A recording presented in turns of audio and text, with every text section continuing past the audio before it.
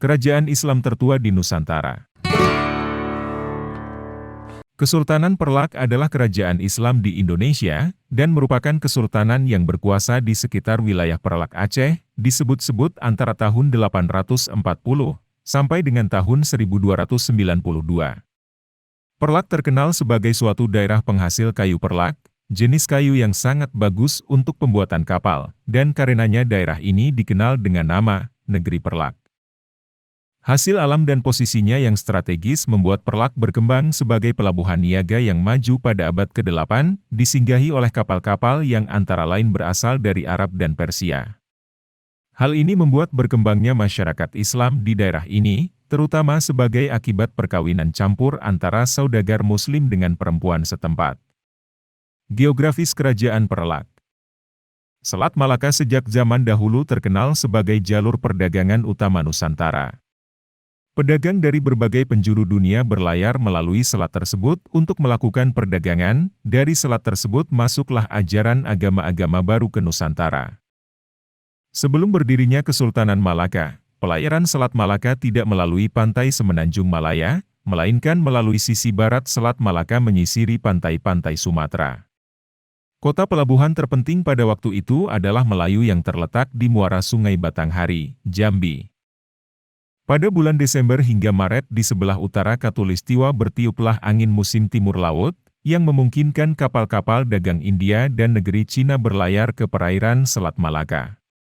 Kapal-kapal tersebut bertahan di perairan Selat Malaka hingga bulan Mei, sebelum mereka berlayar untuk kembali ke negeri masing-masing dengan memanfaatkan angin musim barat daya. Hasil bumi Sumatera turut meramaikan perdagangan internasional di Selat Malaka. Daerah penghasil lada yang utama pada waktu itu adalah Aceh. Menurut para pedagang Arab dan Cina, penanaman lada di Aceh telah dimulai sejak abad ke-9, yakni di daerah-daerah Perlak, Lamuri, dan Samudra. Meskipun demikian, lada bukanlah tanaman asli Aceh, melainkan tanaman dari Malagasy atau Madagaskar. Para pedagang dari Arab dan Persia membawa lada ke Aceh dan mencoba menanamnya di daerah tersebut. Dari percobaan tersebut ternyata tanah dan iklim Aceh sangat cocok untuk membudidayakan tanaman lada. Dalam waktu singkat Aceh pun tumbuh menjadi daerah penghasil dan pengekspor terbesar lada pada masa itu. Bandar Perlak dijadikan bandar utama di pantai timur Sumatera bagian utara. Wilayah tersebut terus tumbuh dan berkembang hingga menjadi kota perdagangan internasional yang banyak disinggahi pedagang dari penjuru dunia, termasuk pedagang Muslim. Jika kalian suka dengan channel ini, silahkan subscribe dan tekan tombol loncengnya. Lanjut ya guys. Hikayat Aceh. Naskah Hikayat Aceh mengungkapkan bahwa penyebaran Islam di bagian utara Sumatera dilakukan oleh seorang ulama Arab yang bernama Syekh Abdullah Arif pada tahun 506 Hijriah atau 1112 Masehi. Lalu berdirilah Kesultanan Perlak dengan sultannya yang pertama Alauddin Shah yang memerintah tahun 520 sampai 544 Hijriah atau 1161 sampai 1186 Masehi. Sultan yang telah ditemukan makamnya adalah Sulaiman bin Abdullah yang wafat tahun 608 Hijriah atau 1211 Masehi.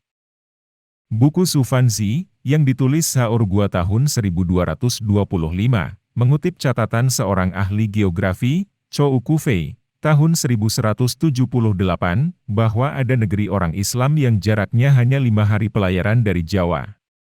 Mungkin negeri yang dimaksudkan adalah Perlak, sebab Sufanzi menyatakan pelayaran dari Jawa ke Brunei memakan waktu 15 hari.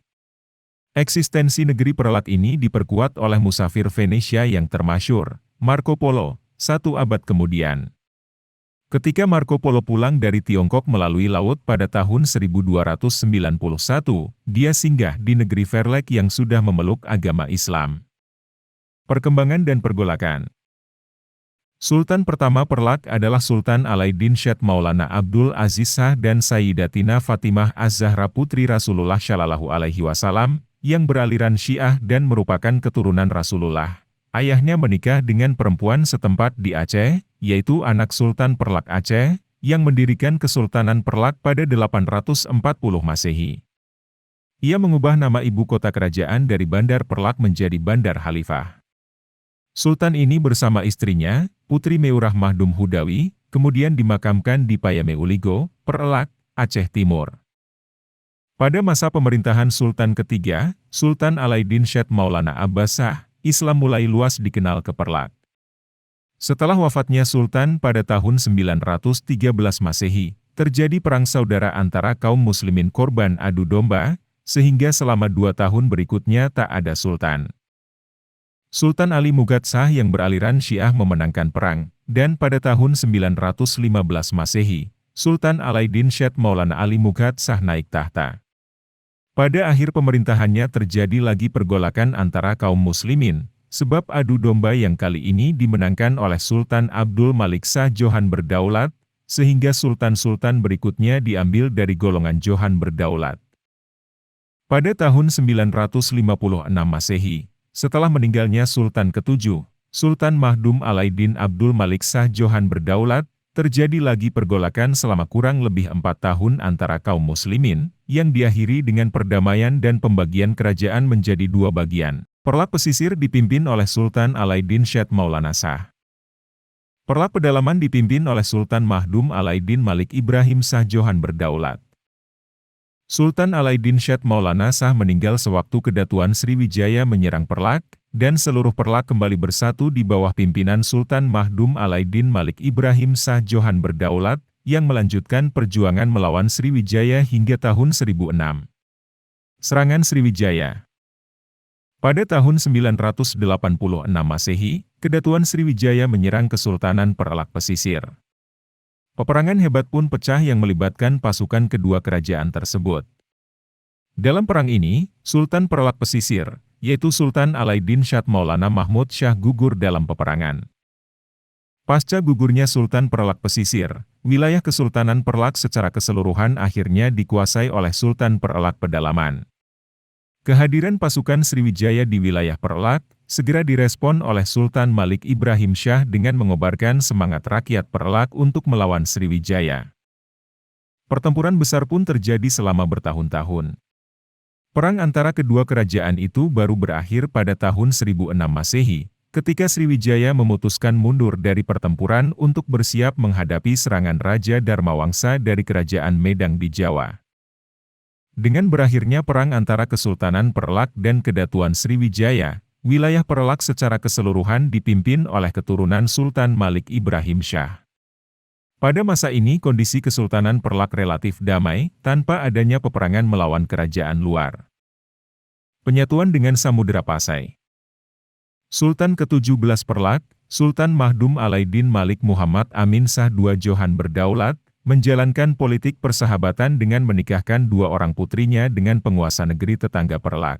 Putri Ratna Kamala, dikawinkan dengan Raja Kerajaan Malaka, Sultan Muhammad Shah. Putri Ganggang, dikawinkan dengan Raja Kerajaan Samudera Pasai, Al-Malik Al-Saleh. Sultan terakhir Perlak adalah Sultan ke-18, Sultan Mahdum Alaiddin Malik Abdul Aziz Johan Berdaulat. Setelah ia meninggal, Perlak disatukan dengan Kerajaan Samudera Pasai di bawah pemerintahan Sultan Samudera Pasai, Sultan Muhammad Malik Al-Zahir, putra Al-Malik Al-Saleh.